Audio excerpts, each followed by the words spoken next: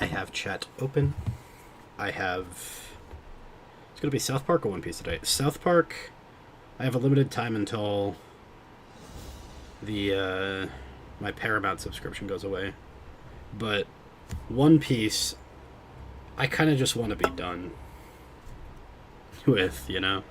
Like, I like it, but man, it is long. Like, unnecessarily long. So I don't know.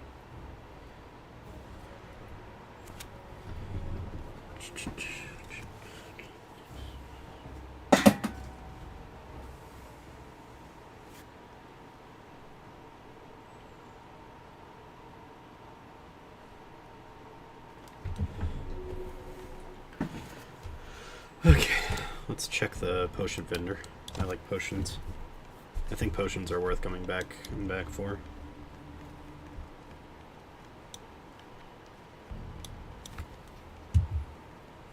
I need to get a better webcam.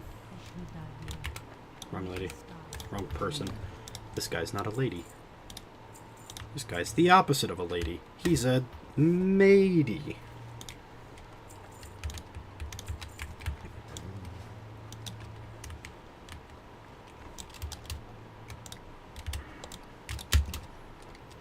Okay.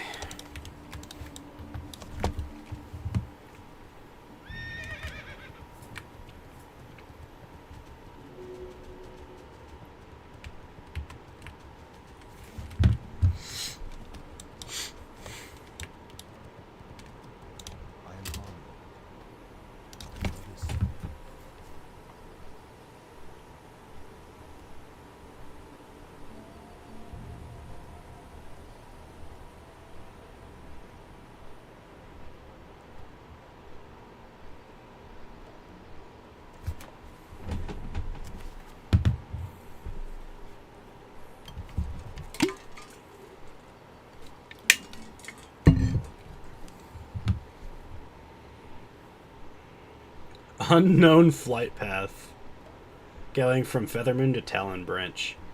I don't think this add-on pulls from a database. I think it pulls from me. From my data that I feed it. I guess that would mean it technically pulls from a database, but I don't think it pulls from an existing database. I think I give it the data.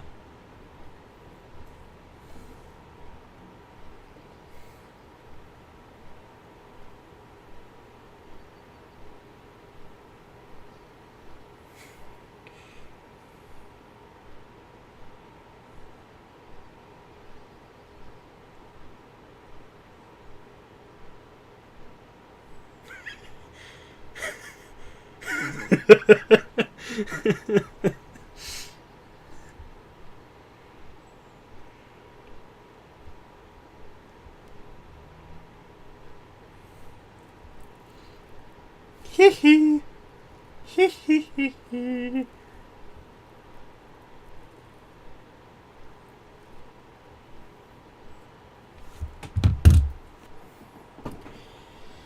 Oh, the misery.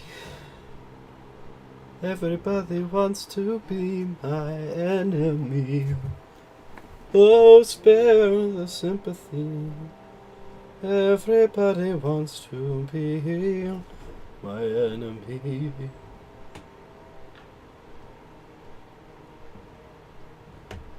Whoa, whoa, the misery. Everybody wants to be my enemy. Spare the sympathy. But everybody wants to be my enemy.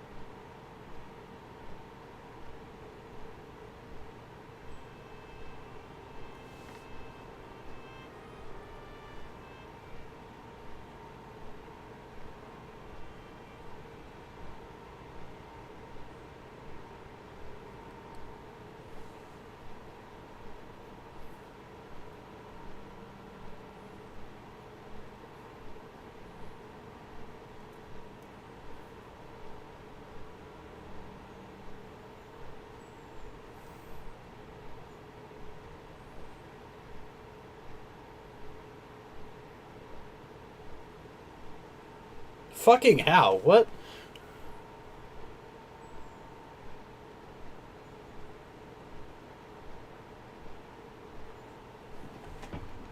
One of the earlier... Oh. This is vanilla... I'm only playing vanilla Warcraft. This is the whole world. I can't... There's nothing else. No, sorry. You just caught me while I was reading. Apparently, Coyote vs. Acme has a literal 100% on Rotten Tomatoes right now, which is crazy. But I think that's because all the critics like it, and Tomatoes does an all or nothing, or rather, it kind of does it. It's a percentage. The tomato meter, the Rotten Tomatoes tomato meter for critics is, if the critic rated it well, then it gets a percent, or it gets a full marks, and then it's like, you know, if 100% of critics rated it well, then it's got 100%.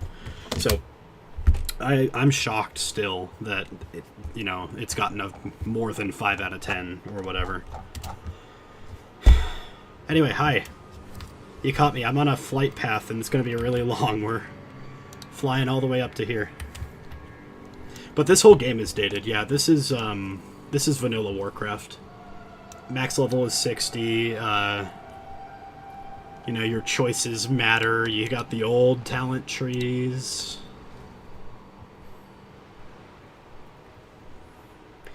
It was more than important. It was like Warner Brothers shelved it for like tax reasons or something. They had an entire movie finish, and they're like, 100% is good, though. But yeah, this is the version of Warcraft where, like, I've got a gun and my weapons, because I'm a warrior. The trinkets are, like, they don't have stats on them. They have weird on-use effects, like remove 1 bleed. Damn, son. Or in this case, it doesn't say what it does, but it's still pretty good.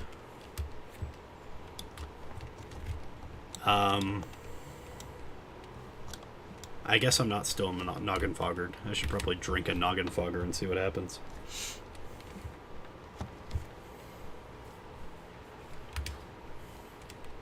Anyway, make sure to vote in the poll. Thank you. You realize, by the way, this is hardcore. If I die, I'm dead.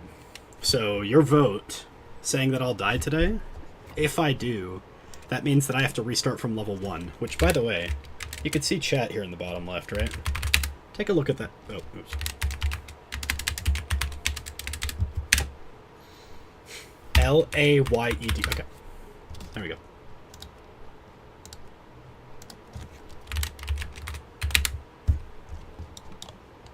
It's just, like, not working now? I can do it on here. Where's account played? Account played. There we go. Oh, no, that's time by class. Well. Excuse me. I want to show you just how long I've played only on this character. Only this character, no other character. You ready? You ready? Why is it not showing?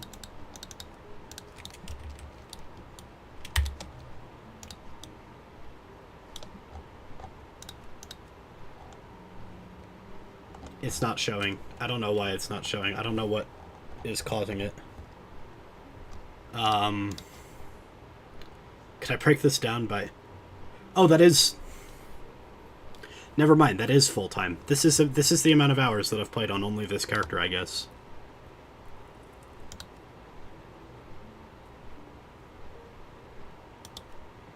Yeah, 169 hours on only Cecilia. There we go. My character, Cecilia, named such because she kind of looks like Cecilia if you get really... Well, we'll show when I land. 169 hours, which, by the way, hell yeah, nice. If I died, I would lose 169 hours of game time on only this character. And I'm not even max level yet. I'm 52 out of 60. So remember that when you vote for yes, I will die today. Are we going to see the Troll Village? No, Troll Village is up here, I think. Up here somewhere. Yeah, that's the Horde base camp right there. Troll Village is over there. How are you today, Sean? How's your day going? How's your life? How's your happiness? Are you happy?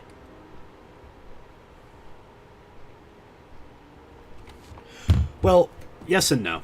So, most of this character's playtime, like 100 hours of it or more, no, way more, has been on my own time. Um, what I started streaming because I wanted to stream my POV. We're going to do a dungeon. Me and this streamer that's in my guild. This guy right here. We don't have a very active guild right now. This is not a very active server, and I've said it before, I'll say it again. When this character either dies or reaches level 60, I'm going to switch over to the more active server and play on my preferred faction. I don't know how much you know about Warcraft. You seem to recognize these are the older areas and not the newer ones, so there's that much at least. But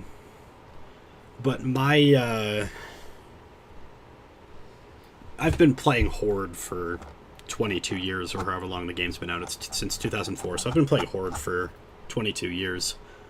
I only played Alliance because when I first started on Hardcore,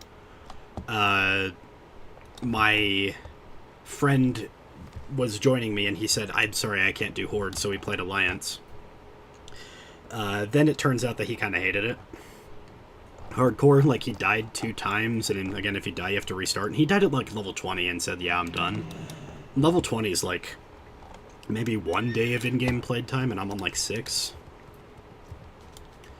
So, once he was done, I already had the character, so I just leveled him up, and I got to 58, and I died.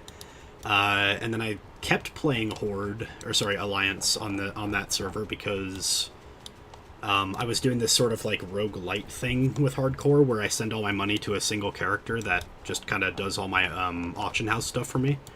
So he just sits there and does auction house stuff and makes money, and I send all my money to him so that if I ever make a new character, I can just send them a bunch of like bags and like upgraded weapons and stuff. And that's been good, and that's been fun. But then this character I'm playing because that streamer that I want to do the dungeon with, he started doing something called the Race Lock Challenge, which is essentially the racist challenge. You can only play with other members of your race, not even faction, but just race. So when the Race Lock Challenge was big and active, there were, this server was completely populated, and most people were doing this self-found thing where you can't trade or use gold, so it didn't matter that I'm on a different server anyway. And I was only grouping with humans, and it was fun, and I'm in a human-only guild. Every single member of this guild is a human, if I can even show that. I guess I can't, but every member of this guild is a human. That's cool, that's fine, that's whatever. And then it just kind of died. The guildmaster and his, like, posse and his, like, followers, they all just decided to do something else instead. Go do a different... The Racist Challenge. That's what it was called, Race Locked. I just called it the Racist Challenge because it's funny, and that's kind of what it is. But it basically was you could only play with your race. It turns out that the best races were the Tauren, the Gnomes, and the Dwarves. Even though the humans have the best composition, we didn't get enough people to do 40-man raids at level 60, so the Gnomes, even though Gnomes actually don't have a single healing class, like, they can't be a priest, they can't be a paladin, and obviously they can't be a shaman, this is vanilla, so, like, Gnomes couldn't heal at all, and they still completed, like, 3 or 4 bosses of a raid, and I thought that was really cool. The Tauren, I think they wiped on Molten Core, on Ragnaros, and it could be the other way around. It could be that the Tauren made it through a few bosses, and no, definitely the Tauren made it to Ragnaros. And then the Dwarves actually beat Molten Core a few weeks ago, so Race Locked is, like, completely dead for the humans, I guess, but, we did have the best, like, theoretical composition, because we have all the best classes. We have, warriors, priests, and mages, as well as a warlock, so that in and of itself makes a perfect raid composition. Paladins are better, I guess, because they add whatever, but... When he's tight, but you might have to start out this odd job for the monies, otherwise you're doing good. I'm glad you're doing good. But yeah, I've been streaming my, what I'm going to do is finish on this character. That sounds wrong. I'm going to finish with this character, at minimum. I'll probably do some gearing on her, like get her some good gear for like level 60 stuff. That would mean doing Maradon once and doing like Upper Blackrock Spire a few times. And then after I'm done with that, I'll probably just shelf this character indefinitely and go play my, a new character on the old server, but this time on Horde. And, because the old server's more active. And, side note, World of Warcraft is more than likely to announce Classic Plus in some capacity this coming BlizzCon. We know this because they have directly said they are working on something related to Classic Plus, and they keep throwing out obvious hints that are like, they're not schizo hints. It's like they'll say, we're looking to do things Classic Plus a little bit more, and they'll, drop... In fact, there was an annual, the director of Warcraft, Holly Longdale, who I'm not really a fan of, but whatever. She had this bit at the end of the last, what we're planning to do this year in Warcraft, video that they launched, where she said that, or she started talking about, and in other news in Classic, we have something new, and then she, got cut off, somebody cut her off, in the video as, part of the bit.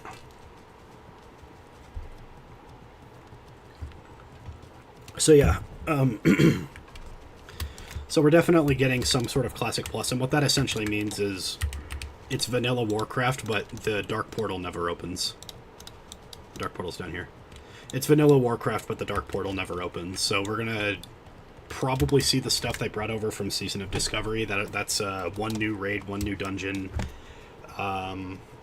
We might see even more stuff they brought from Season of Discovery, they had a few...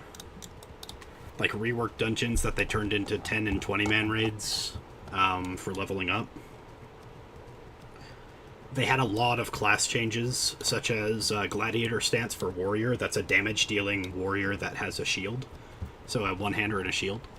They might bring in, the Warlock tank with Metamorphosis. They might bring in the Rogue tank, which was really fun and cool. Shaman tank I really hope they bring, because I had a lot of fun doing that. But they're probably not going to go as overboard as they did, because they made those, everybody in Season of Discovery just felt really overpowered. And that was fun and cool, but, they have admitted that they strayed a bit far from, what is vanilla, about vanilla Warcraft. So if you know anything about old school RuneScape, that's essentially what we want them to do.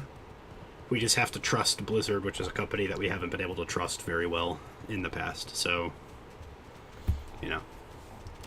it's a little scary, but I think we'll be fine. Okay.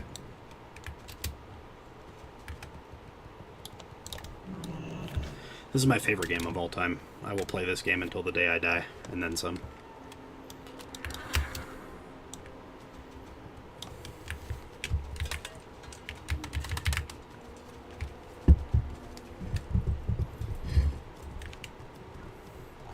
Yeah, Narissa was playing that version of RuneScape, the old school. Old school RuneScape is, they took RuneScape from 2007, I think.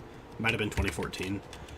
But they took an early version of RuneScape and they cut it off there. They said everything past this we're removing, and then we are building the game from this again. But this time with a different direction. We're trying to do things in the way that people actually wanted. Whatever that meant for RuneScape. I know what that meant. It's just, its own can of worms. But for Warcraft, it would be every expansion, there's a new level cap. And that just makes the old expansion zones completely meaningless. So, starting with Burning Crusade already, there's no reason to go anywhere in the old world again, ever again. Except for this zone right here, because there's a raid that they put in down here. But, there's no reason to go to the Plague or to Winterspring. There's no reason to go to the Plague Lands. There's no reason to go to Blackrock Mountain and do Molten Core.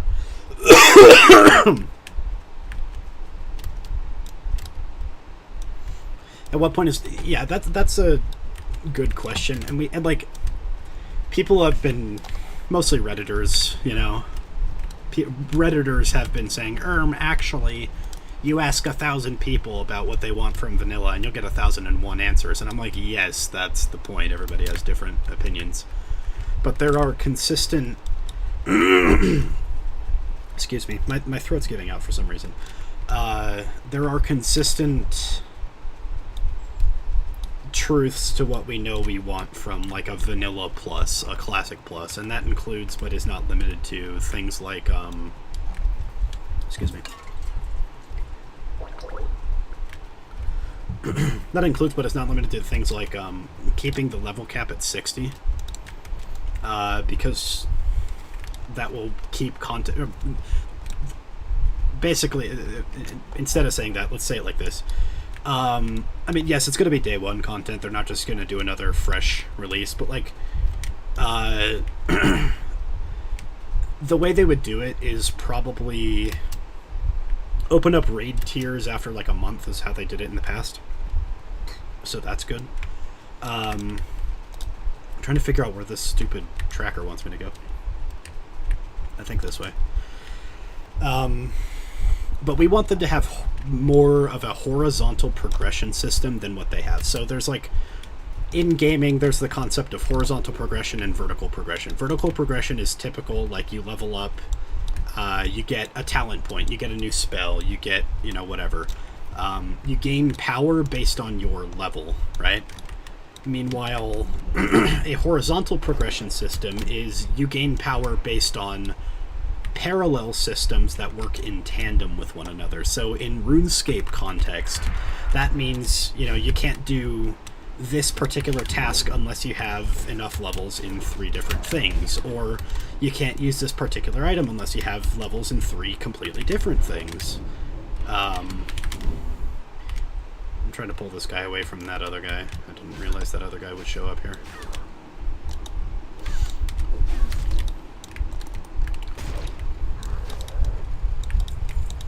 But what that might mean as well is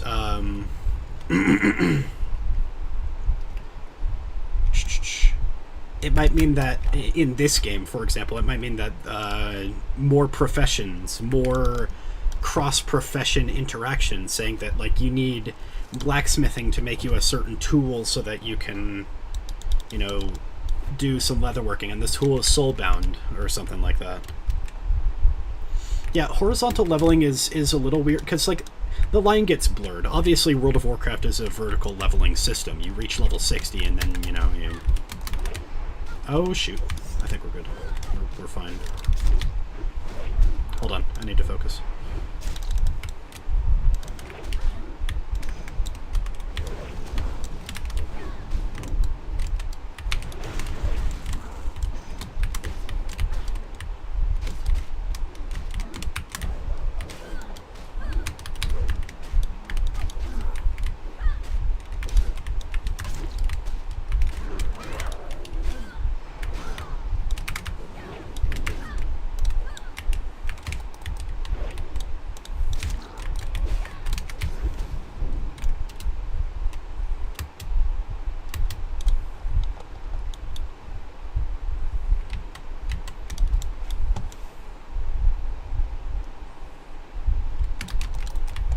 These are level 51 mobs, even though they say level 50, for a reason I can get into in a second.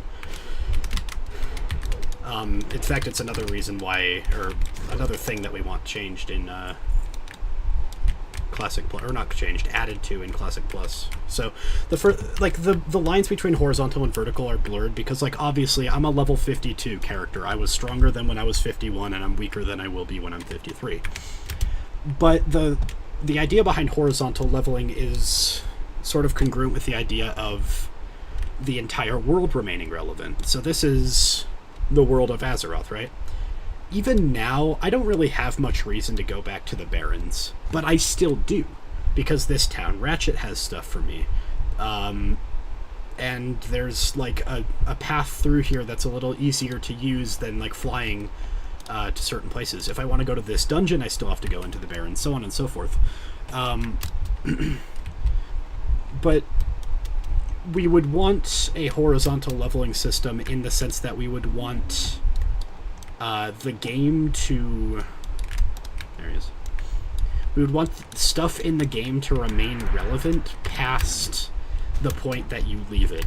And so that could mean quests that take you to lower level zones, but it could also mean, you know, professions that require going to the low level zones. And it could mean, roleplay events that happen there. And I mean roleplay events that, you know, have rewards or something tied to them still. This is still an MMO. We still want progression. But we want progression that if I were to leave for 6 years and come back to the game, I could pick up my same character and I could still do stuff and I could still feel like the stuff that I did 6 years ago mattered. Because you could do that in RuneScape. People are still, you know, the best in slot items in RuneScape, in old school RuneScape, came out like, you know, anywhere between last month and multiple years ago, you know?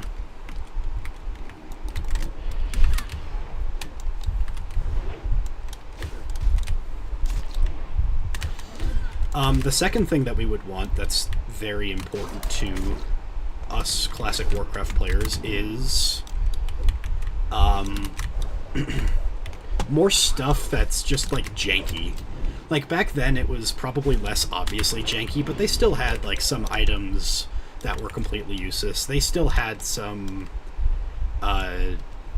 like things that you had to do that don't make sense. I've said this before, one of my favorite systems in this game, one of my favorite features, is that sometimes when you're skinning a dead enemy, or you are mining a node, like we saw over here, or you're picking a flower or whatever, you could just fail. Sometimes when you're doing those things, you just fail and you have to restart from the beginning. And usually the way that that happens is because you're like lower level, and so as you get better, you have less of a chance to fail. I love that system. I think that system is great, like, as a system, because it makes you, like, inconvenience. It makes you inconvenienced, and that's a good thing. Inconvenience in video games is genuinely a good thing because it keeps you playing. If everything was convenient and everything was given to you for free, it's no longer a fun game anymore.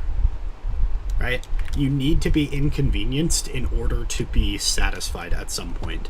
Like, this many hours is an inconvenience. 169 hours playing this character. Not all of those were fun. A lot of those were stressful. I have died, or like almost died a ton of times. And by the way, if I do die, this is a hardcore only server, so if I do die, I kind of just get kicked from this server and I can transfer myself to another server. So we would know if I died. But like, 169 hours, that's an inconvenience. The fact that every time I get a new weapon, I have to level it up. I have to level up my skill in that weapon so that I can use it without missing. That's an inconvenience. Like, these things are... I'm just going to use all three of these. These things are an inconvenience, and I love them for that. I think that that's a, like, fantastic thing. A fantastic feature. So... all of that aside, we want little, like, janky stuff, like items that are, like, useless, rare items that are useless, or that have gimmicky effects, or janky effects, or, like, are glitchy or broken in some way or shape or form. Like, this kind of stuff is fun, not just because of, like, immersion, but again, because it's inconvenient, and inconvenience... Like, make that my motto for game design. Inconvenience makes for good gameplay.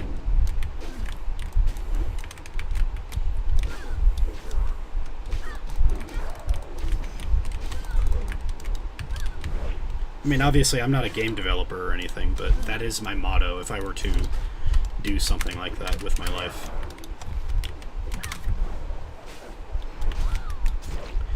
Because think about, like, how popular a lot of those old JRPGs are, where you're grinding, or even Monster Hunter, right? Think about, like, Monster Hunter's grinds and how hard those are. And what's the reward? Literally, it's just a better piece of gear. Like, in Monster Hunter especially, like, I think you get an achievement for, like, getting all the gear or something, and that's it. So it's just... that kind of a game is just do the same quests and kill the same monsters over and over again until you get this really awesome sword that you made or something. And everything needs to fit a meta... Yeah, and that's one other thing that... This one's a little more divisive, but I firmly believe that not everything needs to be made with, like, endgame rating in mind. and specifically with making everything viable. In vanilla Warcraft, warriors are notoriously horrible during leveling, and then as soon as they reach level 60, they become the best class in the game by a margin. They're so good that their damage dealing spec, they have two, but they're so good that their tanks put on damage dealing specialization and equip 2 swords instead of like a sword and shield to tank. And this is because they do so much damage. If you look at vanilla Warcraft raid speedruns, every single one of them has a raid just filled with warriors. And then they'll have like the prerequisite 3 or 4 priests that they need, maybe 1 paladin if it's on Alliance, or shaman if it's on the Horde. Maybe more than that, but like still, the compositions are like entirely warrior. And there's, the reason for that is because they gain rage based on the damage that they deal, so if they deal more damage, they gain more rage. And so they can use that to spend their rage to do more damage, to gain more rage. You can see the feedback loop, right? It's sort of like the same idea as Ironclad in Slay the Spire 2, where they have vulnerable that increases their damage by 50%, and then they also have strength scaling, and then they also have multi-hit attacks. It's like, this is the same sort of thing, where you have a bunch of attacks because you're dual wielding, and you have strength scaling with your attack power, and you have weapon damage scaling because the weapons each have their own damage, and you have this, and you have that, and all of those things add together to create a feedback loop that adds to your rage resource, which makes you stronger so that you can add to your rage faster, so that you can be stronger, so that you can add to your rage faster. Yeah.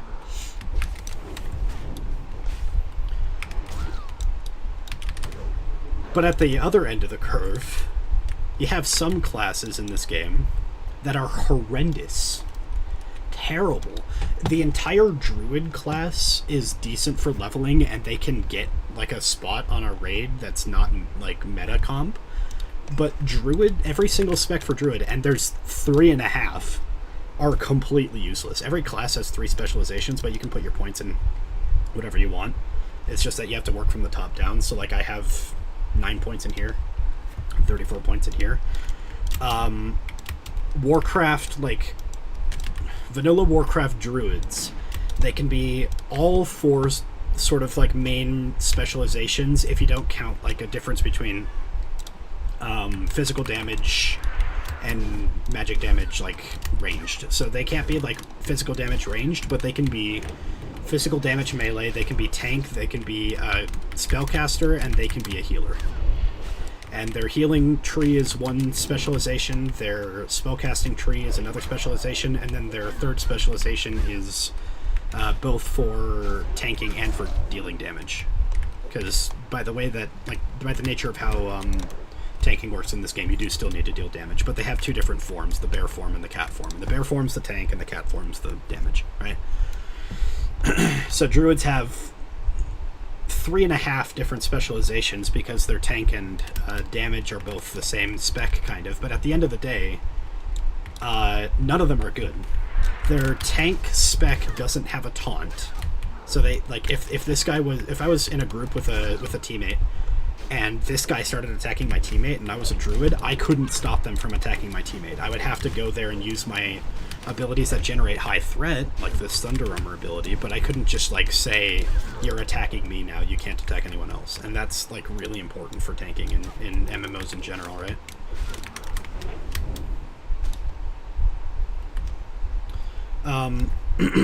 Borderlands has that too. The game has loops. The numbers that can be seen are impressive. Yeah, warriors as damage dealers are kind of a spectacle because they don't need to, like, they have a priority list for their rotation where, like, if this ability's up, you pretty much always click it, and then the next ability, and then so on and so forth. But there comes a point where they have so much rage generating that they don't have to wait for rage to click on the ability. So early level 60, like right when you hit level 60, you'll probably just be hitting Bloodthirst and waiting a little bit past the 6-second cooldown so that to get enough rage so you can do damage again. But by the time you get just like a couple pieces of gear, you always have enough rage to cast Bloodthirst. It's not a spell, but to use Bloodthirst which is like the highest damage ability in the game. So you just always have enough rage to do exactly that. And you can see, I'm not going to have enough rage. It costs 30. I only have 25 as soon as the 6 seconds end. I have to wait to click it again. By the time I hit 60 and have a few pieces of gear, that's always going to be up as soon as it comes up, and then I have the next thing on the priority list, which is another rage dump, but then I will be generating so much rage that it doesn't matter. I can just use that. You essentially are running with infinite mana, except it's not mana, it's rage. Like, you get to that point and you are an infinite mana character. It feels powerful when you do. I've raided as a warrior before. It's so much fun. But like I said, druids, all 4 of their specializations are bad. Their healer doesn't have an instant heal. In fact, they only have like 3 total healing spells, and 2 of them are kind of identical. Just one of them has a cast time and is a little stronger. But most of their heal is also healing over time, and that's generally worse than like being healed once so that they can do something else. Side note, druids can't equip wands, which are a way to do a ranged auto attack without, which are a way to do a ranged auto attack that doesn't, spend mana or anything. It's just you use your wand like you would shoot a gun or something. I don't think I can fight that Fellsworn without taking damage.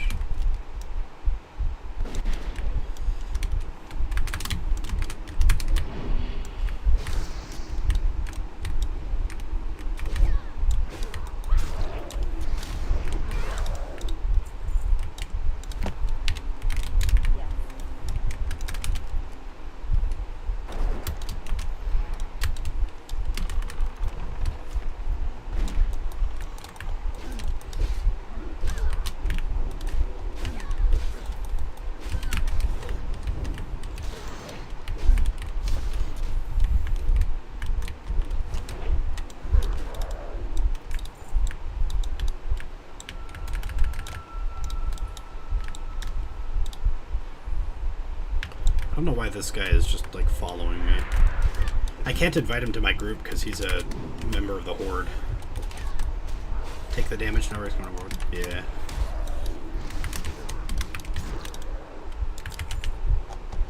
What I'm afraid of is I can't really fight 2 enemies at once on this class. So if I ever get like in a position like this, I have this guy behind me. I'm just gonna do it. I'm just gonna send it. I don't care.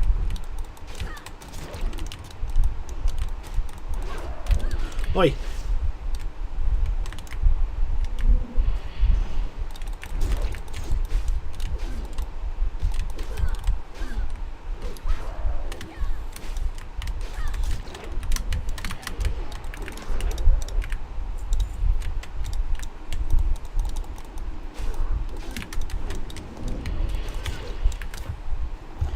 I never showed that my character kind of looks like Cecilia. You can't really tell right now, but her eyes are green and she has the short hair, the short white hair.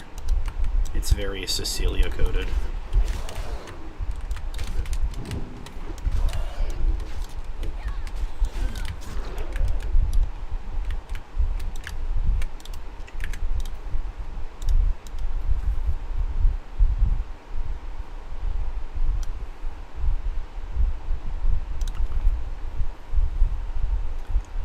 I do like the concept of this is not a PvP server, so I can like interact with this guy in a non-threatening way.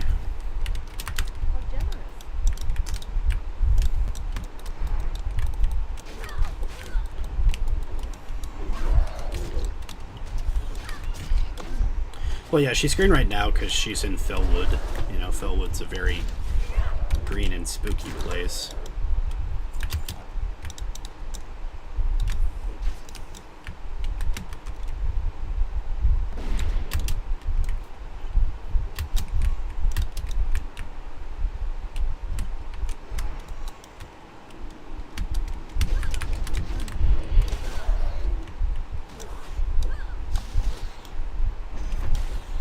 I wonder if this guy needs help.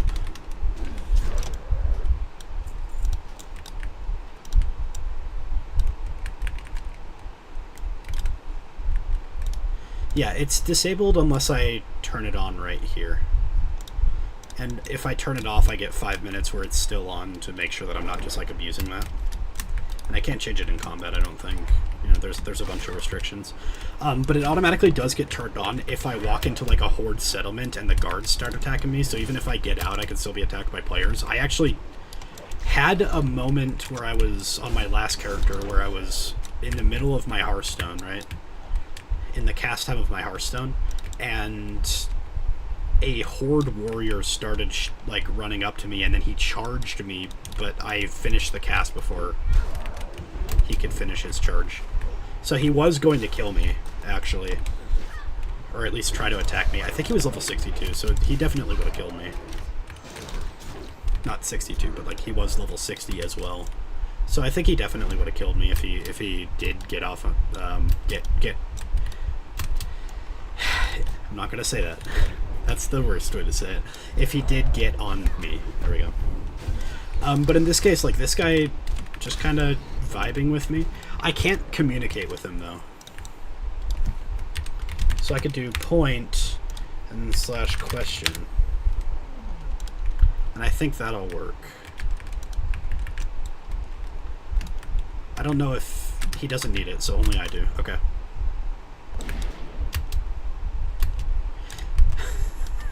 We're communicating with emotes because I can't message him. I can't like speak in. If I speak in chat, hold on. If I speak in chat, he just sees gibberish. I think they have like a basic bones ass like translation system.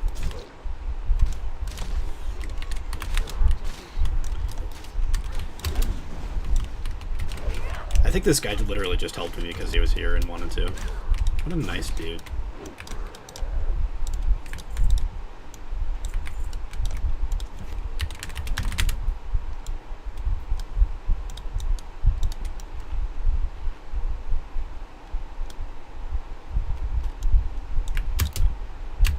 Yeah, it's basically sign language, but like not official. We're literally just like we can emote at each other. So I can type out some of the emotes that I know about.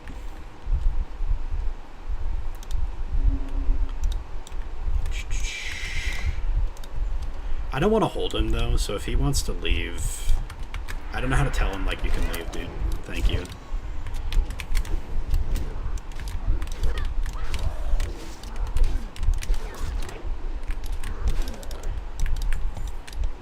We're basically grouped though, and I appreciate him for that.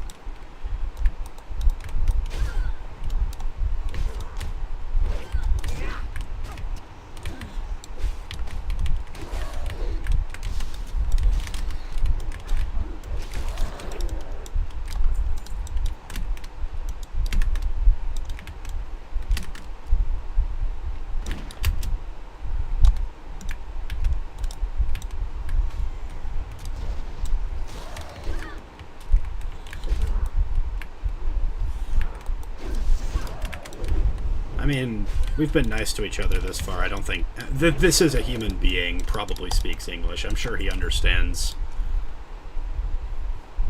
most of what I'm doing is not at all, like, malicious towards him. In fact, I'm not doing anything malicious towards him, but I'm sure he could, like, assume, like, I wouldn't be trying to be malicious towards him for literally just going in and killing these things for me so that I don't die, which I appreciate.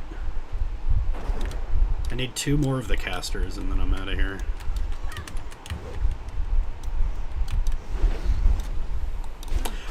By the way, I want to be transparent here. This happens even on PvP servers. I've done this before. Where, like, I'm a level 50 running through a low-level zone, like, on my way to some quest or something that I'm doing, but I have time, and I see this low-level character. So I run up to them as a level 60 and help them with their stuff, and then they just sit there like paralyzed in fear that there's a level 60 character that's just out there helping them instead of killing them. I've done that. It's fun.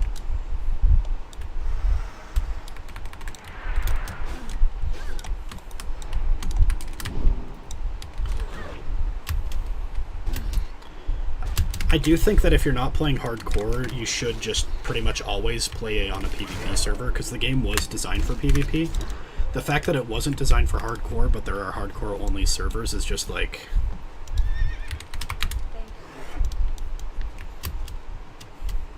helpful.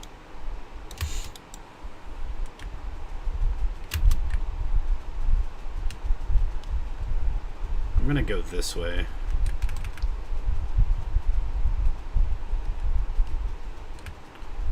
Yeah, and I mean, in all fairness, a lot of the fun of a PvP server is, like, I'm getting killed by a level 60. I'm gonna go find my level 60 friends and see if they're willing to come and kick this guy's ass for bullying me. Like, literally, it's like a school playground. Like, this game is almost a sandbox game in that regard. Where, like, especially on PvP servers, let's say that I was level 60 and I was just, like, going around and killing people just, like, for fun. On the other faction, I wanted to go up here and do this quest because these guys have a higher chance of dropping expensive items, let's call them. I can't sell stuff on the auction house, which is the player market. Like, I can't interact with other players except to, like, group with them. I can't trade items or whatever because of this self-found buff. It's like an extra tacked-on rule on top of the hardcore restrictions. So already I'm playing with permadeath, but I'm also playing with where everything in my inventory is something that I've gotten myself as opposed to bought from another player or traded with another player. But the unfortunate side effect of that is every single one of these fell cloth is worth 3 gold, which is pretty good considering how often they drop. I just can't do anything with that fell cloth, you know? I'm not a tailor, and I can't, like, just sell to another player. So I kind of have to take the L and sell it for 20 silver when it goes right now for 4 gold on the auction house. Which sucks.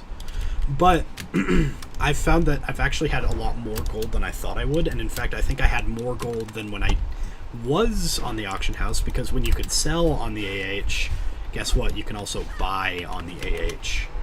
And so on my hunter, I was constantly buying herbs to make potions so that my leveling experience was a little easier. But I made so many potions, and I was like so unfettered by just spending all my money on herbs that I didn't realize that I was level 60 and I had never broken, not quite 60. I was level 58 and I had never quite broken 100 gold. I did make the conscious decision around level 45, which you get a mount at level 40, but it costs 100 gold, which is why I mentioned that. I made the conscious decision around level 45 to not get a mount for that run because I was a hunter, and hunters just have like a speed boosting ability that almost takes you to mount speed anyway, so it just kind of didn't matter to me. But even then, like, I had never had enough to comfortably buy a mount. On this character though, I was by like 42 I was swimming in dough. I had like 110 gold or something, and I spent all of it.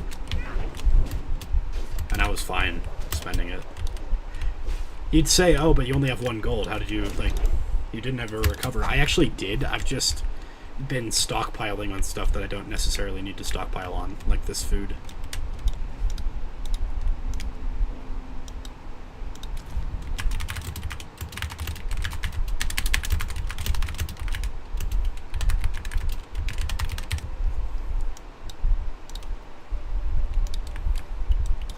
That's a little add-on that I have a little database of every player I have ever interacted with. Where is it? Right here. Open database. So this is every player I've ever interacted with. And a little note about them. And now if I ever see them again, they'll have a little like border next to their name in chat that says that, you know, they were a good person or whatever.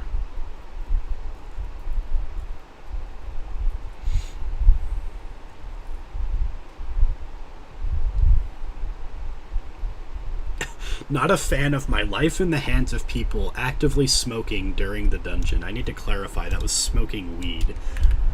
I enter the dungeon group, and we're all, like, at level for the dungeon, which means that we're all, like, within the level range instead of above it or below it.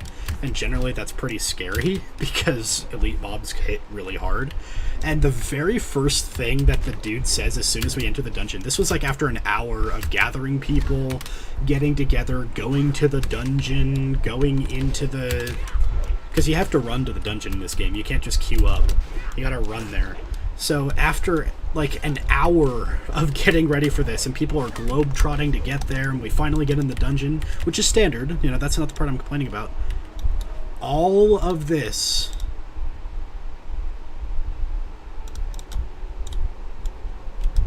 Sorry.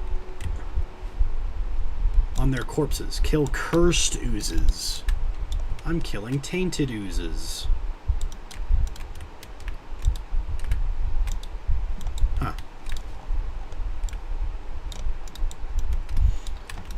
Well, anyway, literally an hour of this. Dude finally says, hold on, guys. I gotta go smoke a bowl or whatever. And I'm like, bro...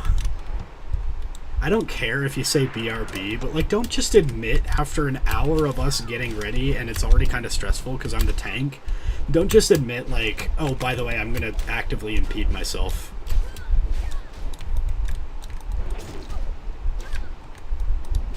Exactly. And this is, again, this is permadeath. I don't want to put my hands, the life... I don't want to put my character's, like, progression into the hands of somebody who's, like... going to actively impede themselves knowingly. Okay, so how come I can fill this one but I can't fill the other one? Oh, it's... The items are different. This is a tainted ooze jar. This is a cursed ooze jar. I understand now. I have enlightened myself now. Okay. Well, I don't... You know, maybe... To be entirely fair, the dungeon was here, Wailing Caverns. I'm thrilled that I got to go there on an Alliance character, because this is firmly Horde territory. That's a Horde town right there. All, like, across the entire zone, the only Alliance quests are down here. This is also literally Horde territory, which means something on a PvP server that's irrelevant for here. But, like, he had to run all the way there from here. He had not gotten the flight path in this zone yet. Most of us hadn't. In fact, I hadn't.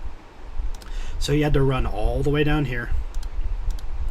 And then through this zone. So he ran basically all the way down here. All the way through here. All the way down here. Avoided a bunch of Horde mobs that are right here and right here. Then he had to go...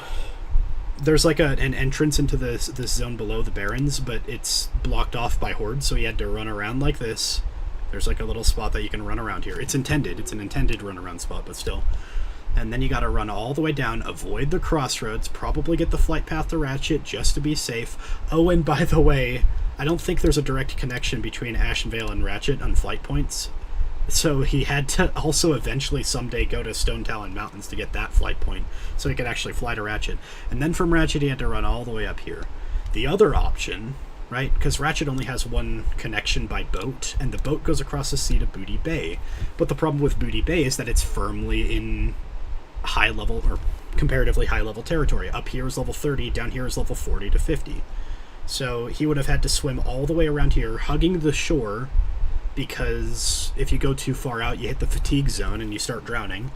But also, you can't hug the shore too hard, because there are a bunch of enemies. I watched somebody die in my party because they hit like a random shark, and the shark was just too high level and they couldn't escape, so they died. You know, like that stuff happens in hardcore. So the safest way is literally running all the way down. And remember, we don't have mounts. We were level 20, so we had to run all the way down through 3 separate zones. 2.5, I guess, just to get to the place. So I can understand why he didn't do it until he got into the dungeon, because then after you get to the dungeon, you have to go into the dungeon, and the dungeons are all surrounded by elite level mobs, which, you know, if you know anything about elite, they're harder level or harder to kill than regular. So I understand why he waited. The problem that I had is that he's like fully admitting to inebriating himself when we're trying to not die, not lose our progress. I don't often like get upset with people for crossing like what I consider my boundaries, right? Because I usually understand that people have different boundaries and different habits and whatever, and if they don't like do exactly what I want them to, I don't get offended, right? I do in one regard, and it's when people don't respect my time. And I don't mean like, I put a lot of work into this, tell me that you like it or I'm going to kill myself. No, that's stupid. But what I mean is, when I'm doing a dungeon in World of Warcraft and my life is in the hands of somebody who's fully admitting to, like I said, inebriating themselves, that's not respecting my time and I get upset about that. Another example that I've complained about at length is I've had multiple of my League of Legends collegiate teams fall through because people decided that, you know, they didn't want to go to practice. Not because, you know, they didn't do well, but because they didn't want to go to practice. They wanted to skip certain games. I had one season where one guy literally never showed, like he signed up for the team and he never showed up for a single game. He would show up for practices sometimes too, which was the really weird part. Dude never showed up for a single game until the finals, where he said, I want to be put in. And that's because the finals were on a different day than our normal playtime. And I'm like, bro, we've had practice with this other guy. We can't just fill you in now. You're the secondary now. I'm sorry. I still never like snapped at any of these people, but it did upset me to the point where like I don't know what to do. There was another team that I had where, you know, the guy had said multiple times, none of this matters. We're junior varsity. Like junior varsity doesn't matter. I'm like, what do you mean? We're competing. We're practicing. I'm putting hours into my week just to like get better so that I can. At the time I was team captain. At the time, or so that I can like, you know, be better for you guys. I'm learning new roles. I'm learning new characters for that role just so that I can fill those gaps in for you guys. Or even at Weber, I had 2 people on my team already at school 2 semesters ago. And this is the reason I didn't like fight for a spot last semester on any of the teams. I had 2 separate people who refused to play anything else other than their favorite characters. By the way, professional League of Legends and competitive League of Legends has bans. So if they see that all you play is Garen, they're going to ban your Garen. Oh, what do you do now? Well, I don't know. So finally we get him to branch out and play other characters, but again, he's basically playing Garen clones. He's playing Set and Darius, or I guess he was a Darius main, so it would be Set and Garen, and maybe Urgot. And the other guy on the team was only playing Mage's bot lane, which, yes, they're broken, but we sometimes need an ADC. In fact, most of the time, we need an ADC at the time because the meta was not bot lane mages yet. And the dude just doesn't care. We're like, we need you to play ADCs, and he said, well, I'm an APC main.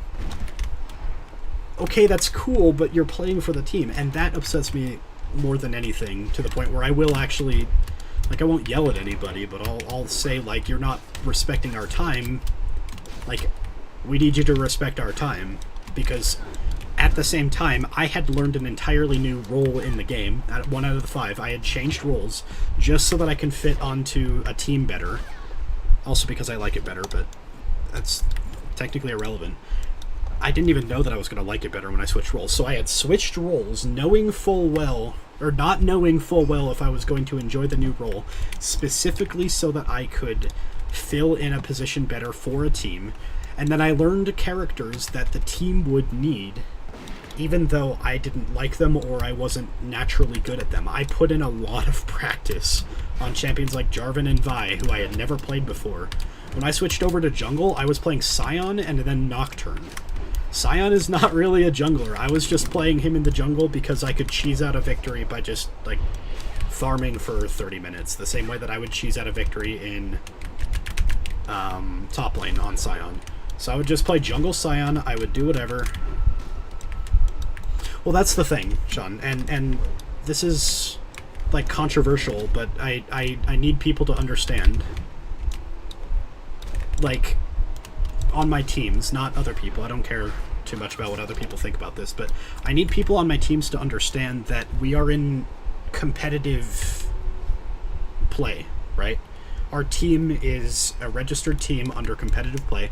Even if we weren't registered and we were just like 5 people playing in competitive leagues, we are still signing a contract or a verbal contract or whatever and fully admitting we are playing this game with the intent to win. Which also pissed me off when we had I've ranted about this a trillion times, I'm sorry to anybody who's watching my VODs, I guess, but we had a coach who was great, and then they basically made him, like, forced him to quit by putting him through terrible work conditions because, and I quote, club sports doesn't care about winning, which sucks because he was literally trying to build the program based on, like, the marketing of them winning, because we had professionals and, like, literal professional players going to our school. So he would, draft professional players to get them to go to our school so that they could play with these other professional players that are already at our school, so that they can all gather together and compete well, and then, if you win, then your school gets prestige, right? Well, I'm not saying literally there's legal stakes, because we're junior varsity. It literally doesn't matter, right? Even though it upsets me that he said that one time. But the part that I want people to understand is that, like, I'm doing this, and the reason this esports program was made was to take esports seriously, to take the game seriously. And by nature, what that means by definition is that you are not going to always have fun, and you can't always do what you want to do that's more fun. And like you said, it's a different caliber with other people with value at stake, but it's not even, like, even without that Marvel... like, imagine that Marvel tournament was literally just for fun and there was no money involved. I would still be upset with people that didn't take Kyla's time seriously, or anybody else's time seriously, that they spent practicing, because they put in the work, they put in the effort, and that upsets me. That they're putting in the effort, but their teammate doesn't care. They don't respect their time in that sense. Because from my perspective, like from a League of Legends perspective, these teams that I've had that have said multiple times we don't care, or I don't feel like going to practice tonight, or I don't feel like showing up for, this game, even if it's not even a final game, it's just a whatever game. Like, that shows me that you're going to keep doing this, that your mentality doesn't matter, and then, like, the people that I'm supposed to rely on don't care enough. So, like, why am I expected to care? Why am I expected to put in the effort and do whatever? So what upsets me the most about this, like, people who don't respect my time, is that I play League of Legends because I want to get better. Yes, I enjoy the game, but what I enjoy most about the game is looking back and seeing my skills improve. When I'm proud of myself, it's not because I, like, did well in a game, but it's because I know why I did well. Does that make sense? Like, to me, League of Legends is a skill that I love to improve on. And if the other people on my team don't want to look at it as a skill, that's fine, but I need them to respect me putting my time in to treat it like a skill. So these people saying, oh, I don't really care about practice. I don't really care about, going to games. I don't care about learning things that the team needs me to learn. I only want to do things my way. This one guy, like, relevant side note, he is autistic, and so it was a little hard for him to understand that, like, why we were upset at him for saying what he was doing. But he was... So, I try to have some sympathy in that regard. But the guy was frequently saying, I only play bruisers top. I only play bruisers. I don't like tanks. And I don't think what he understood is that we get that playing tanks for you sucks. I enjoy playing tanks, but you don't like playing tanks. We get that. That's not the problem here. The problem is that we need a tank, and if you don't play a tank, we have no other position that can. Jungle tanks were out of the meta at the moment. The only tank that we could fit was in support, which doesn't get enough gold to be a real tank, or mid lane, which only has Galio. So if they banned Galio, then we'd have to rely on a Thresh to be our front line in competitive gaming, or in competitive League of Legends, which is not reliable at all. So we had to draft our entire compositions around me playing tanky bruisers, which is why I'm so decent on Jarvan. I had to draft, and I was kind of the de facto team. This guy was technically team captain, but I was the de facto team captain in this case because this guy was unwilling to even, draft around this. And again, nothing against him. I understand that there's a degree that he couldn't, get that. We weren't upset at him, but we were upset at, something he was making us have to do. But what we ended up having to do is draft the entire rest of our team around the fact that we had a mage bot laner, who, as far as I know, was just stubborn and didn't want to play ADCs, and a always bruiser top laner. So, if there's ever a game where we needed an Ornn, we just couldn't do it. Now, granted, Ornn Jungle got buffed in that season, but it doesn't matter.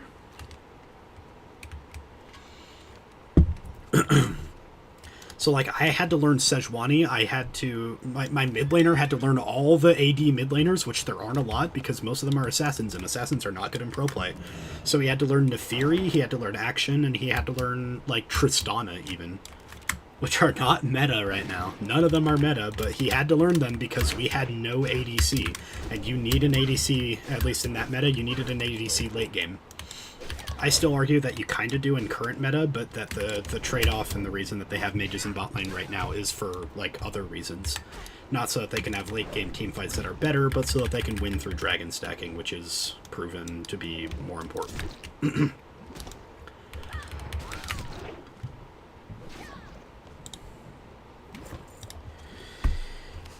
So, when these people are not... And I'm sorry that I'm ranting in... From taser training. Huh. I'm sorry to hear that, man. Is he okay?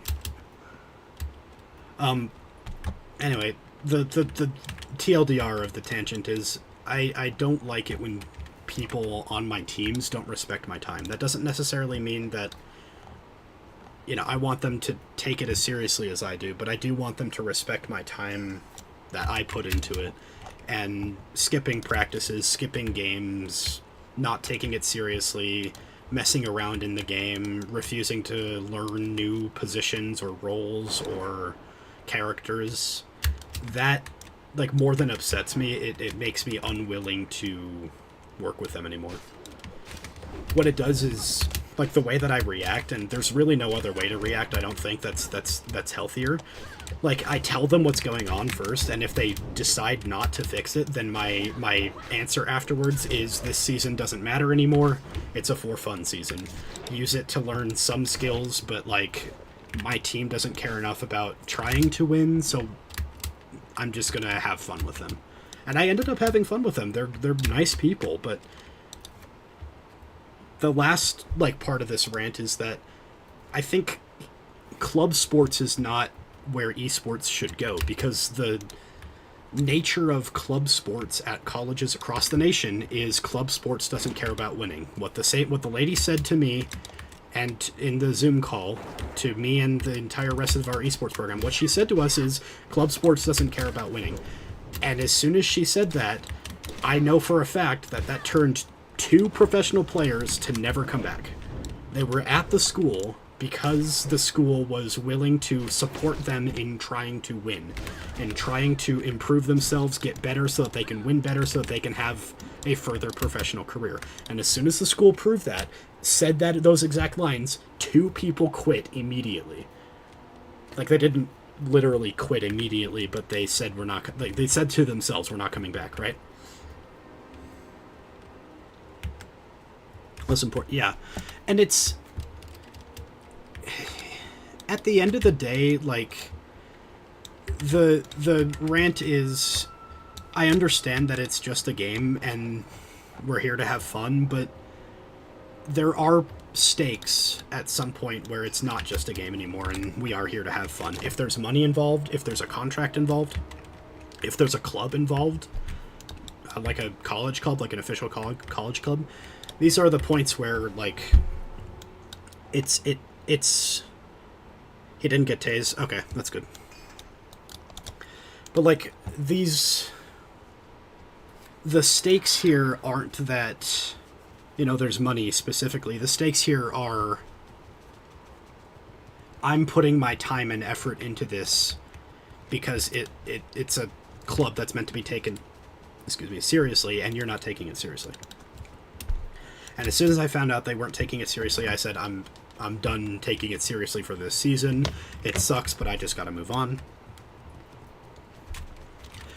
And so I just, for that season, which unfortunately has been my last season so far, there will be another, but for that season, I just kind of gave up on competitive play. I said, I'm just going to focus on myself and my free time, and I'll have fun with these guys twice a week.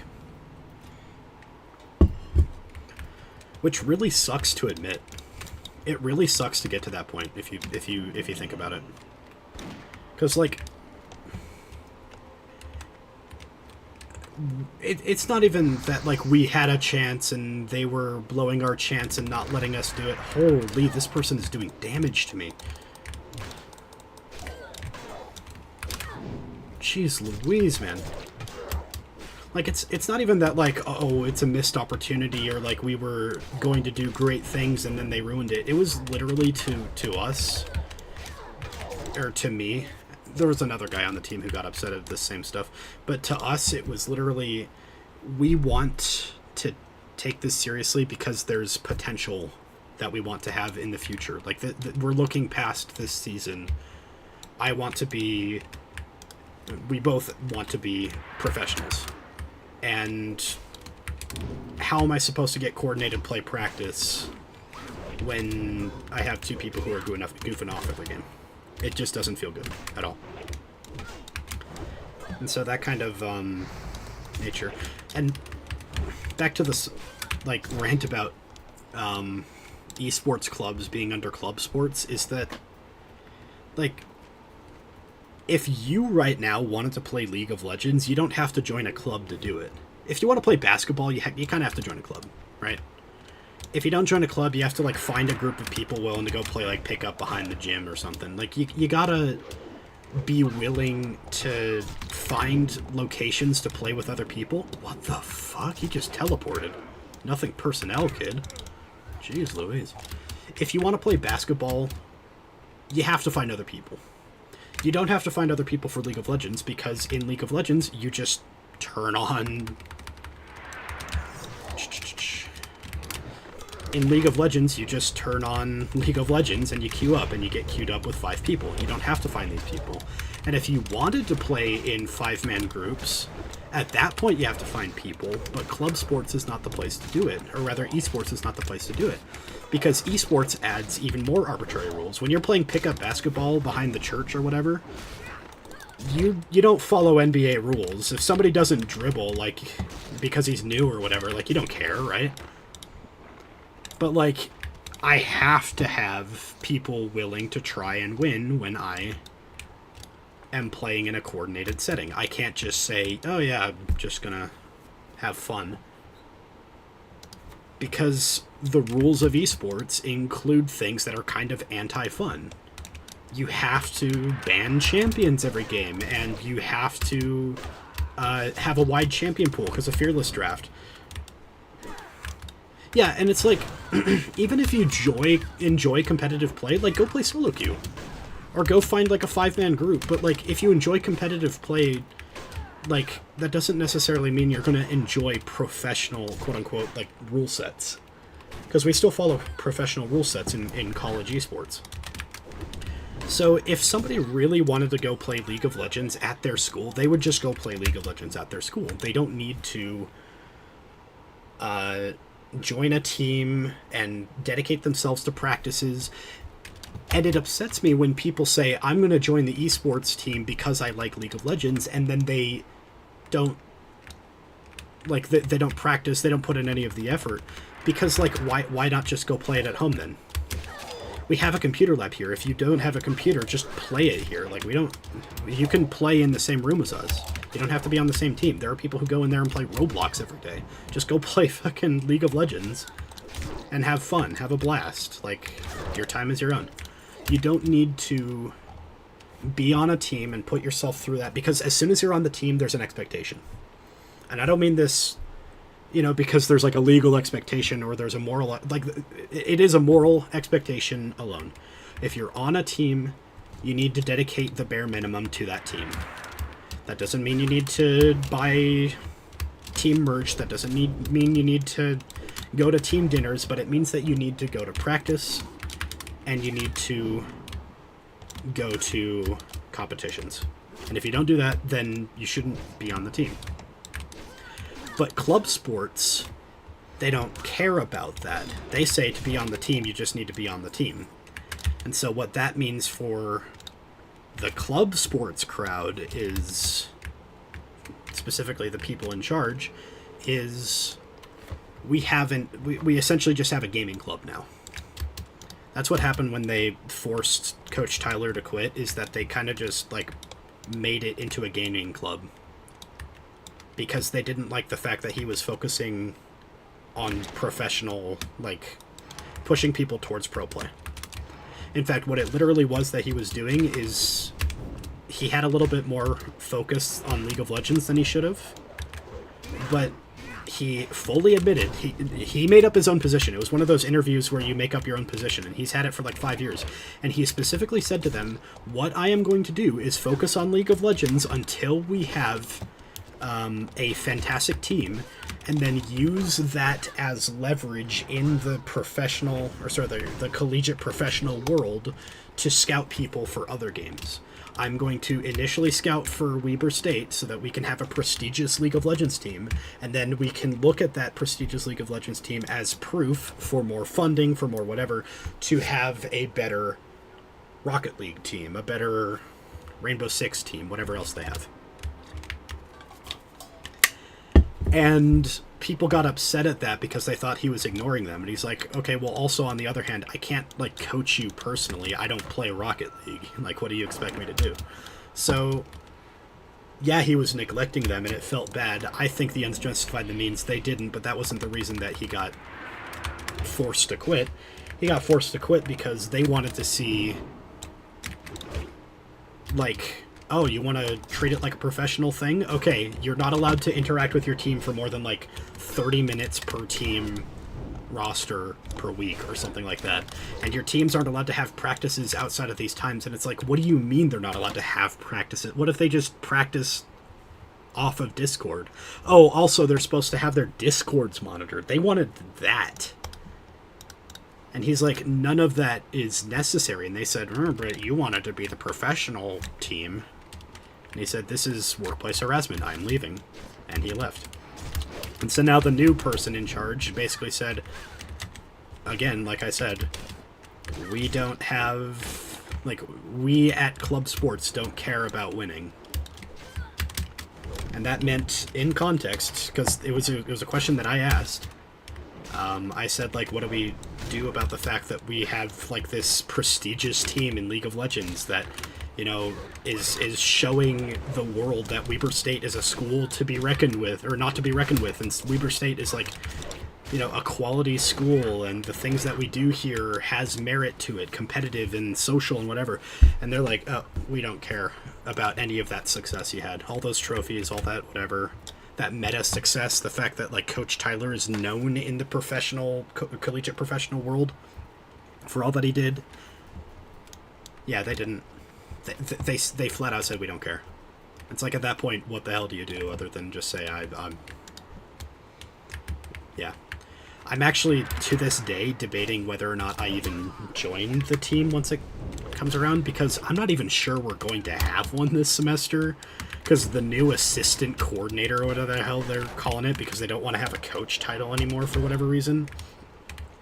Like, I asked the new assistant coordinator, like, hey, I understand that we have, like, a changing of the guard. Is this going to affect the time frame so that we can, like, join a collegiate league in time? And he did not sound sure of himself. He said, we will try to get a collegiate team ready in time. He doesn't have tryout information, and by the way, the semester starts next week, or I guess the week after. He doesn't have tryout information. Not that he cares, because, you know, we don't need practice period before the season starts. We don't need, like, steady tryouts to make sure that we get the right people for the right rosters and that the right understudies are in the right place. And, you know, maybe this person tries out and we give him second chair, but then, you know, whiplash happens and then we give him first chair eventually.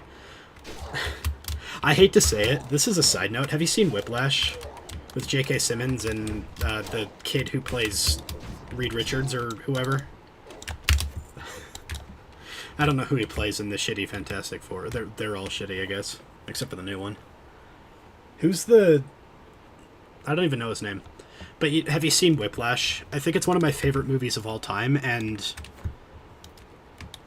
I think you could tell a lot about a person and their competitive...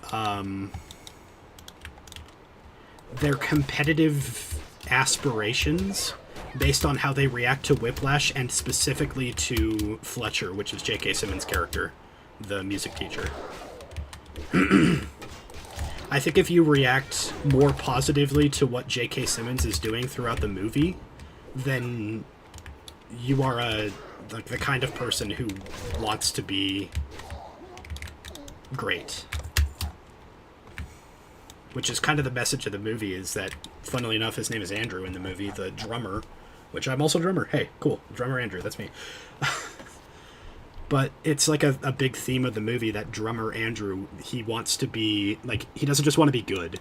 He wants to be great. And there's like a story that they keep going back to where some famous jazz musician got a cymbal thrown at him by another famous jazz musician the first time that they played together, because the first jazz musician, like, said, "You suck. You suck." And objectively, he was doing great. He was already a pretty established jazz musician at the time. But the first guy said, "You suck, get out of my face," right? And,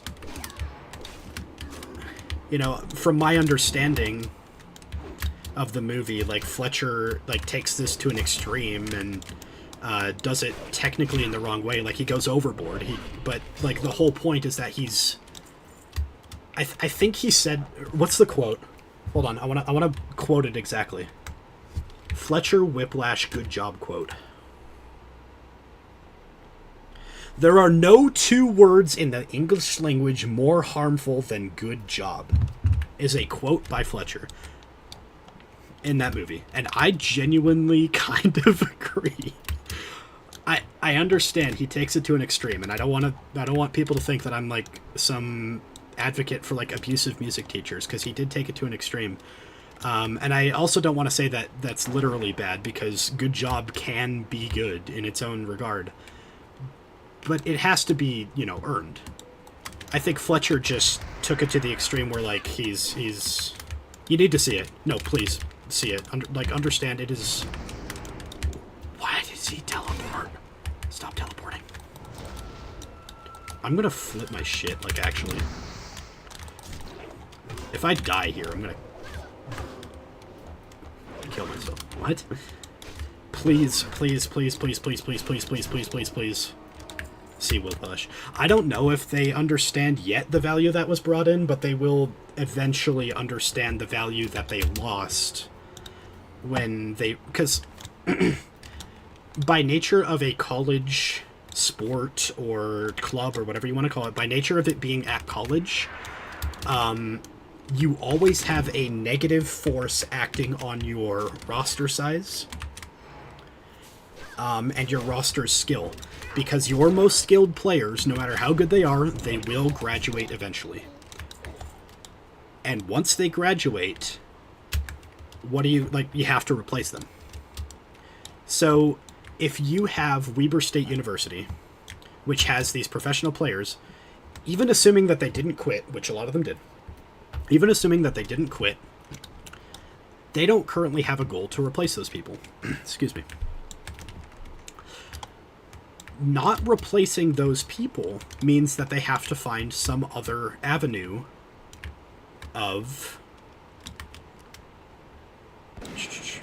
or some other people to put on the team. But they're not trying to replace the people that are good, so the people that they put onto the team are just who they have left. And that's the difference. If you have a coach like Tyler who was scouting for people and pulling them in and getting them to play, that is high quality, like, you know, not quite professional drafting, but it's like, it's player drafting. You are drafting players to join your team. And the current status quo is we just take whatever we get. But again, remember, what we get are people who see it's club sports, so they're just here to play League of Legends. They don't see people who are taking this seriously. And so the value of the club is going down immediately as soon as that happens. Hold on, I have to kind of lock in for this combat here, so give me a sec.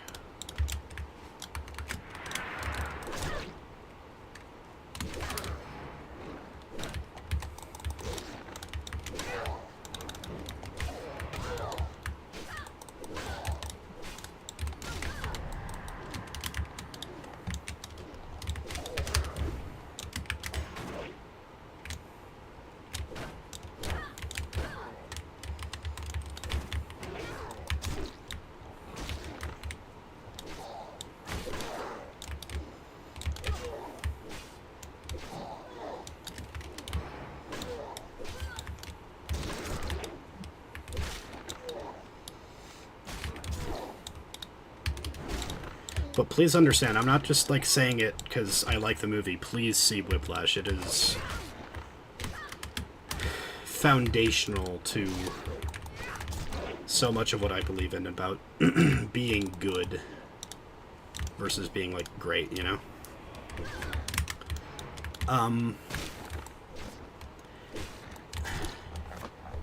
But when you have a club that's, like, about not being serious, you're going to get players that are, you know, here for fun. And I assure you that within 4 years, you know, an entire college graduation cycle, the people that replace the literal professional players are going to be, like, Diamond Peak, like myself.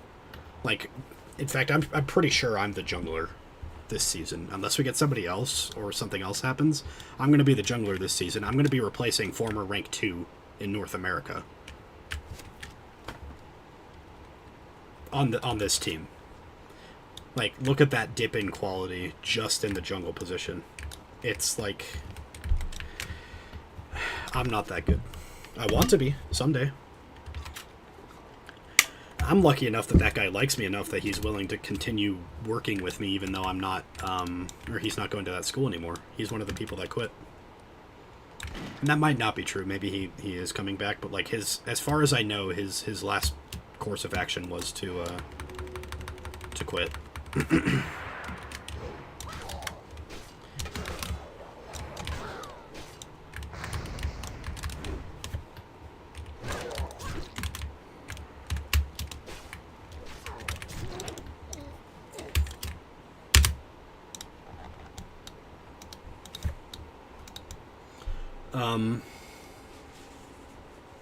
By the way, I don't know. I think your responses are taking longer, Sean. I don't know if you noticed, but I have live playback on this stream.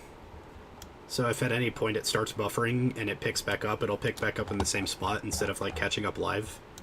I'm thinking about turning that off for future streams. I want to know your opinion on that because nobody's really answered me on that. Whether I should have it so that it's always live as soon as it unpauses, or whether I should have it so that you can scroll back in the stream and go watch a few minutes ago if you want to. Or up to however long I've been streaming if you want to. So please let me know what you think. while I continue ranting. So, like, when people don't respect that I'm putting in effort because it's something that I'm taking seriously, because I am being told to take it seriously, like, you know, that upsets me. But now I'm being told by the program that they don't take it seriously. So that's why I'm considering, even though I'm going to this school, and even though I went to this school over others because this school, is,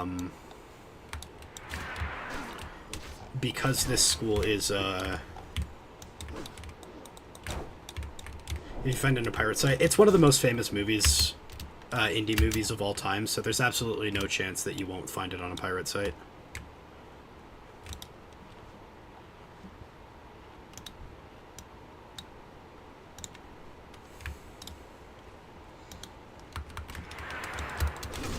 And I say indie movies. It's made by an indie studio, but it's like saying A24 is an indie movie. Like, it's still pretty high budget. It's still, you know, got big names in it. I think J.K. Simmons was, like, one of the reasons they even made the movie, and honestly, I commend them for that, because, like, his character is, like, the deuteragonist, I think is the term for it. I don't know what deuteragonist means. Let's find out. Deuteragonist definition. Second most important character in a story, ranking immediately behind the main protagonist. Yeah, that makes sense.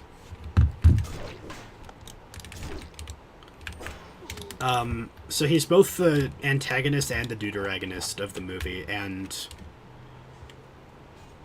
even calling him an antagonist is weird because it's like assuming that anybody is perfectly in the right, but the movie makes it very clear that there is an overboard that one can go on both sides.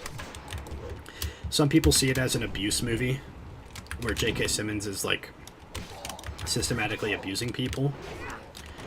Some people see it as a... in my case, I see it as an inspirational movie. It's like, you can't just be... You were 30 seconds, but yeah. So let me know if you think I should change that. Because I also have, like, just, like, a natural 30-second delay, always. So there's that going for it as well.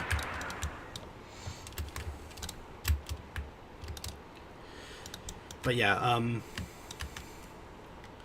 I think you can tell a lot about the person on what they think about the primary character and the secondary character, whether or not you think the secondary character is a good guy.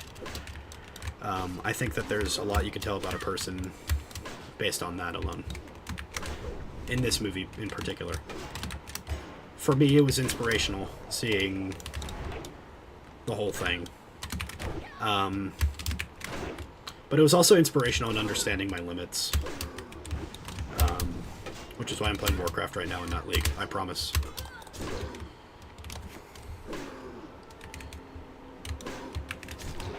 I don't normally watch streams either, frankly. I watch Kyla. I watch only Kyla.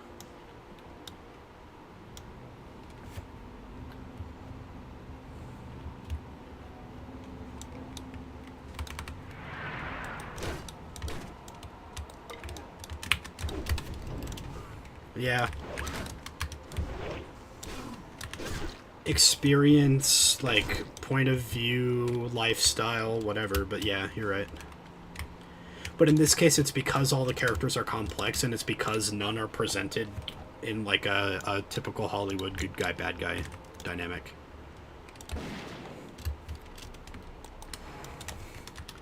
Like, you see the lengths that this Andrew character goes... Again, I'm saying Andrew, his name is Andrew, but it's not me, I promise. But you see the lengths that the Andrew character goes in the movie to, like, be a great jazz musician, in his case a drummer. And this idea of... You know, they keep coming back to this story of two famous jazz musicians. One of them threw a cymbal at the other's head and said, "Never play with me again, you're shit." Like, and I think he's, like, the conductor or whatever of, like, a jazz band. And so the second guy leaves and eventually comes back a year later, having, like, done nothing but practice for the entire year, like, really autistically obsessed about it. And then he comes back and he overperforms. And, you know, J.K. Simmons takes this a step too far, some would say, and I would probably agree most of the time, but, like, the fact that he even, like, how did I phrase it to my friend?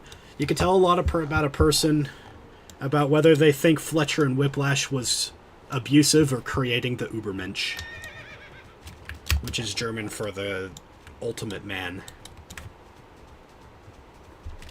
which is used in philosophy to mean, like, the philosophical concept of the greatest at any given task or ideals or standard or whatever. So if you watch the movie, and please come back to me at some point and tell me what you think. Like, specifically tell me if you think that Fletcher was more abusive or successfully creating the Übermensch. I won't spoil if he does or not.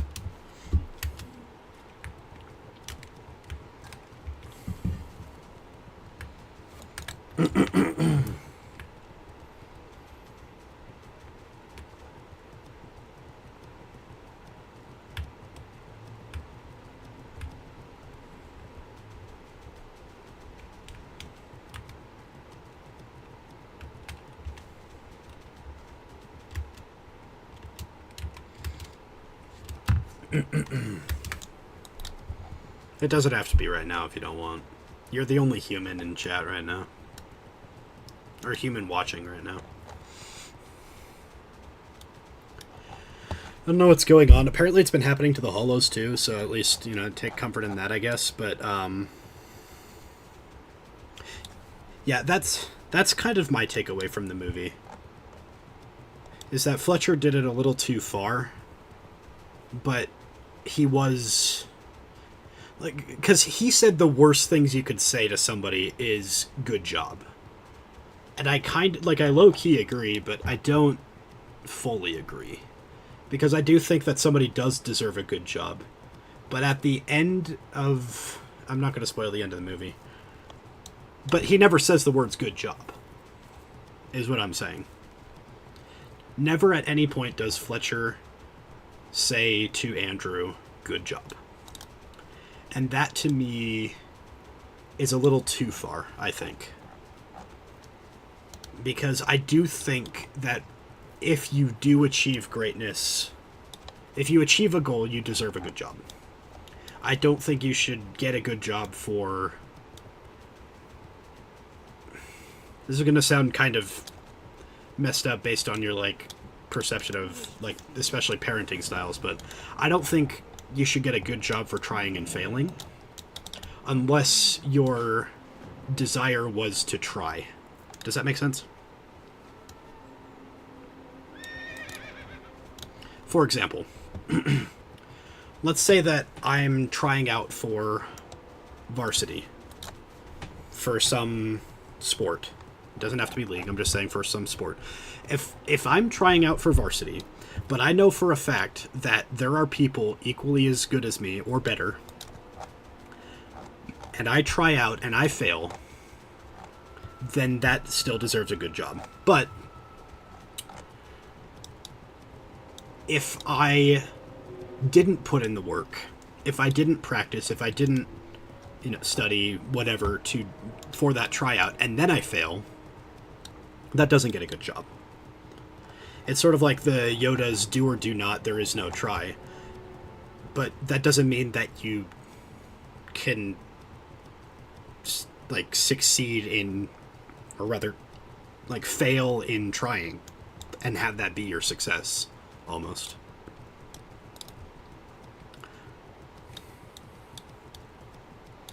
Push him and the point out. Yeah, I don't believe in coddling at all. I don't believe that people should be coddled for any reason. I think that coddling, pampering, whatever, it tells people that things will get better without their own effort. If a kid scrapes their knee, you can comfort them. You can say, oh, it'll be all right. It'll heal itself. But there's like a difference between that and like coddling in my eyes, and maybe that's just like a semantics thing, but in my eyes coddling is, you know, the kid is getting bullied for annoying his classmates, and you say, oh no, they're just jealous, they're just whatever. Like, that's coddling. If there's a lie involved, everything will be all right, you don't have to do anything, I think at that point it's coddling. And that's where I say I don't agree with it. Now, does that mean that the kid shouldn't do those things? No, in this scenario, the correct reaction, we'll say, is the kid should recognize that those people's opinions don't matter, and that if they're bullying him, then there are other things he can do. Or, if he really wants to, he could stop, you know, wearing the stupid shirts or whatever it is. But I think just saying, like, oh, what they say doesn't matter, ignore them, is good advice. But saying, oh, things will get better, or lying and saying, like, they're just jealous, at that point, it's coddling and it's not constructive, you know? Or another example, if somebody is not happy with their state of life, let's say that they really hate their job, but all they do is, like, complain about it. If somebody is in a position that they can get out of, but they choose not to get out of it, at that point, it's not, you're not, like, you can't just say everything will be all right, everything will fix itself in the end. No, you have Indeed, bro. Just, you know, Indeed's free. LinkedIn is free. Just upload your resume and start looking. Or if they get upset because they didn't make, you know, they didn't get to be first chair in band or the main character in the play, but also they didn't practice, and also they didn't, you know, put their time into it, and they didn't learn their lines, and they didn't, you know, learn the music and whatever. Like, at that point, no, like, you don't deserve first chair. You don't deserve the primary antagonist. I'm not going to call to you and say it's all right. I'm going to say, well, if you wanted it, you should have done better. The support comes when I say you gave it your all, or even, well, you recognize you messed up. I understand that. You understand that. Let's work to not mess up in the future. I think construction is more loving than ignorance in that regard.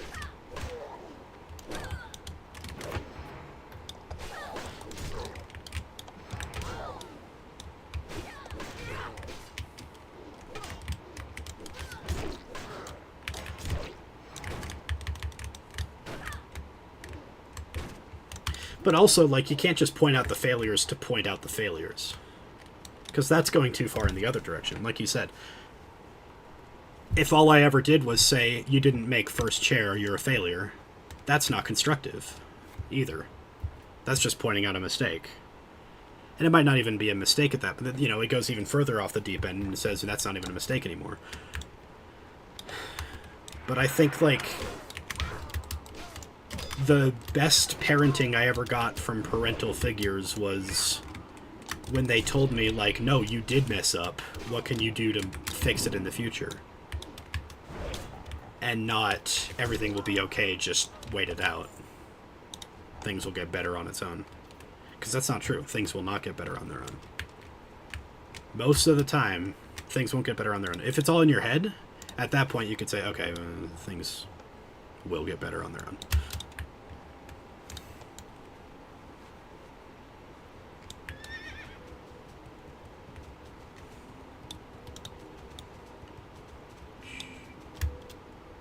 This quest is going to be a little difficult, I think.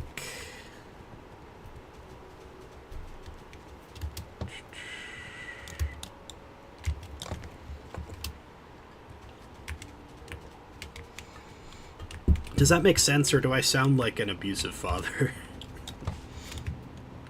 I think there's a balance between, like, you can't just baby someone and say nothing bad will ever happen to you again, and or, like, everything bad is all gonna solve itself. You don't have to do anything. But I think there's also no point in only picking out flaws and never saying like, yeah, you did a good job. I think there's a balance, but I would lean towards, in that regard, like, you need to at least work for your own happiness to some degree.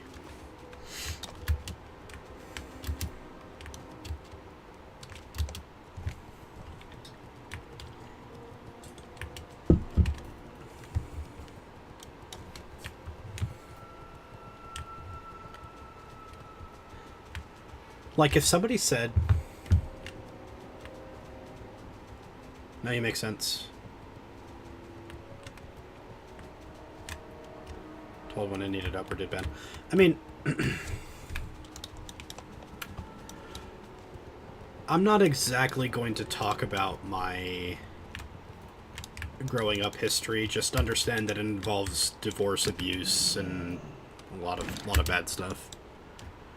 But the most successful parenting I ever got, and I'll stand by this forever, is when they said, you need to accept that you made a mistake, pick up the slack, and do better. Okay, I don't know if this is possible. I don't know if this quest is possible, because these guys just, like, do damage to me.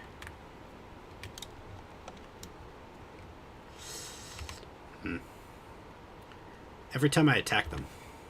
And all I have are a lot of attacks.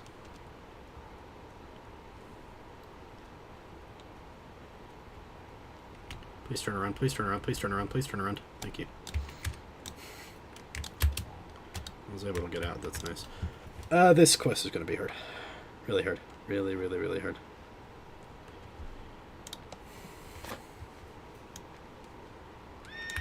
I don't know if I can. Like, we've seen a couple randoms, but most of them are horde, and, I mean, this is not a quest that people are grouping up for. This is one that most classes just get in, finish in 2 seconds, and get out. But I am the one class that has a problem with that, I guess. Okay.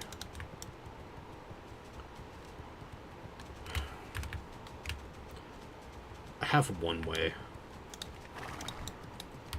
I'm gonna do it this way. Well, if he reach me, it's fine, because they have, like, an aggro radius, and the radius is temporal, meaning, like, after you damage them, there's a certain amount of time before they turn back. There is a physical radius as well, but mostly there's this temporal radius in, like, if I stopped attacking this guy and ran that way for about, I think, like, it's 45 seconds at this level or something like that, not even 45. 30 seconds at this level or something like that, he would eventually stop attacking me, even though, and run back to his spawn location, even though he was attacking me the entire time. Now, of course, that means I have to not be attacking them for the whole time, so I'm, you know, if they catch up to me, I'm taking damage, which is why I use this hamstring ability, which slows their movement. We're gonna try this now. Just like this.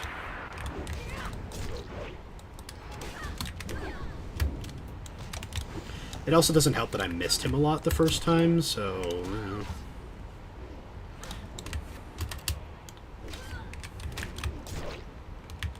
That's part of why you always see me pulling them back, like when I'm running away like this.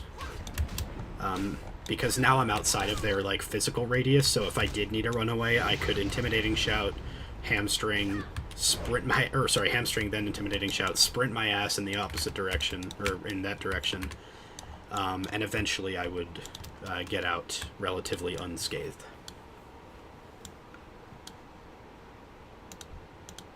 In case you couldn't recognize, me attacking that bear was absolutely part of why I got out of that, though, because I had rage starting the combat. We call that pooling rage in the warrior community. That's what us warriors, or, you know, warries as we call ourselves. And we call ourselves warries. It's like a furry, but, you know, we are fans of warriors. I'm never saying that again.